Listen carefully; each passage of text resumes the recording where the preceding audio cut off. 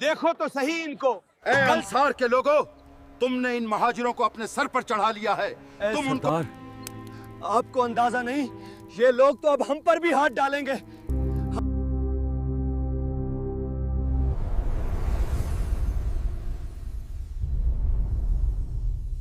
ये वाकया है एक ऐसी भयानक बीमारी का जो जिस्मों को नहीं ईमान को खोखला कर देती है। अल्लाह ने सालों पहले कुरान में हमेशा के लिए लिख दी थी। ये वाकया है मदीना का। इस्लाम की जड़ें मजबूत हो रही थी, मगर बाहर के दुश्मनों से ज्यादा खतरनाक दुश्मन घर के अंदर मौजूद था। मुसलमान समझ रहे हैं कि हम भी मुस्लिम हैं।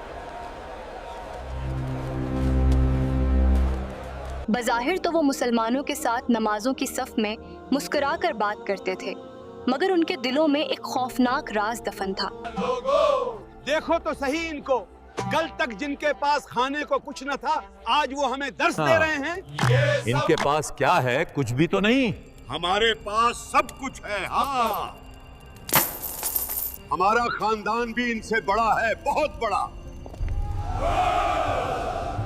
उनकी मुनाफिकत और गरूर जब हद से बढ़ गया, जब उनके अमीरों ने अपनी दौलत और सरदारी पर फख्र करते हुए अल्लाह के रसूल की मुखालफत शुरू कर दी, तब अल्लाह ने उन्हें वो उबरत का निशान बनाया कि ये हमेशा के लिए कुरान में कैद हो गए।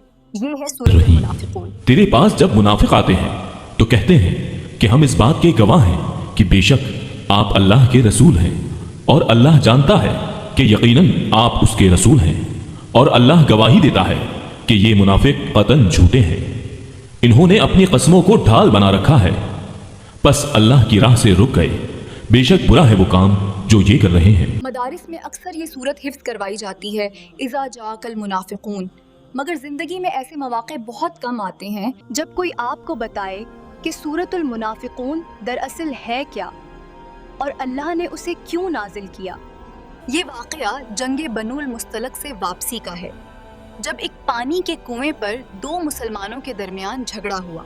ए अंसार के लोगों, तुमने इन महाजिरों को अपने सर पर चढ़ा लिया है। तुम उनको अपने माल में शरीक करते हो, तुम उन्हें इज्जत देते हो। ए सरदार, आपको अंदाजा नहीं, ये लोग तो अब हम पर भी हाथ डालेंगे। हमारी इज्जत खाक में मिल जाएगी। इज्जत मत भूलना, हम मदीना के सरदार हैं, हम कबीला बनु खुजरज के मालिक हैं। सुनो, वल्लाह जब हम मदीना वापस पहुंचेंगे तो इज्जत वाला जलील को मदीना से निकाल बाहर करेगा। मुनाफिक अगर लाख बुरा चाहे क्या होता है, वही होता है जो मंजूर खुदा होता है। इज्जत देने वाला अल्लाह है। लब्बैक अल्लाहुम्मा लब्बैक, लब्बैक ला शरीक लक लब्बैक। जब उनकी ये बातें ज़ैद बिन अरकम रज़ी अल्लाह ताला अन्हु ने सुनी और नबी पाक को कहा, अब्दुल्लाह बिन अबी ने ये कहा है। नबी पाक ने फरमाया, ज़ैद क्या तुमने ये बातें खुद सुनी? ज़ैद रज़ी अल्लाह ताला का जवाब हाँ में था। अल्लाह के रसूल, मैं अल्लाह की कसम खाता हूँ, मैंने ऐसा कोई लफ्ज नहीं कहा। ज़ैद एक छोटा लड़का है, उसने गलत सुना है। और जब उसने खुले आम झूठ बोला और कसम खाई, तब अल्लाह सुब्हानहु व तआला ने कुरान के जरिए हजरत ज़ैद बिन अरकम की सच्चाई को क़यामत तक के लिए साबित कर दिया। अल्लाह ने अपने रसूल को ये बताया कि सच्चा कौन है और झूठा कौन। अल्लाह ताला ने अपने रसूल से फरमाया, वो कह रहे हैं कि आप अल्लाह के रसूल हैं, ये सच है, लेकिन उनके दिलों में सच्चाई नहीं है। उनका ये इकरार महज एक लिबास है जो उन्होंने सिर्फ खौफ और मसलहत के लिए पहन रखा है। तब अल्लाह ने सूरतुल मुनाफिकून नाजिल फरमाकर मुनाफिकत की गिरदन हमेशा के लिए मोड़ दी। कसम खुदा की मैं झूठ नहीं बोल रही। इतना झूठ बोलना अच्छा नहीं होता।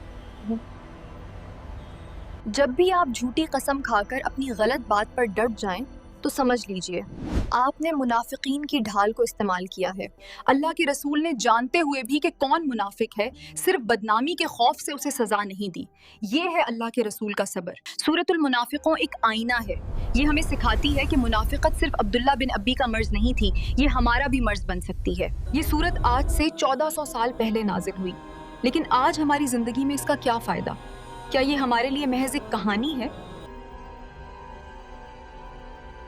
जब आप लोगों को दिखाने के लिए वजू, नमाज या सदका करते हैं, क्या ये अब्दुल्ला बिन अब्बी के लिबास जैसा नहीं जो सिर्फ दिखावे का था? मुनाफिक वो था जो दुनिया की लालच में अल्लाह से दूर हो गया। जब आप अगली बार नमाज पढ़ें, इस सूरत को पढ़ें या सुनें तो उसे सिर्फ तलावत ना समझें, इसे अब्दुल्ला बिन अबी की कैद समझें। ज़िंदगी बहुत छोटी है, पता नहीं कब बुलावा आ जाए। इससे पहले कि वो आपको याद करे, आप उसे याद कर लें। अगर आपने इस वीडियो से कुछ भी सीखा है तो उसे अपने दोस्तों के साथ शेयर कीजिए, क्योंकि हमारा मकसद सिर्फ देखना नहीं बल्कि आने वाली नस्ल को मुनाफिकत से पाक करना है।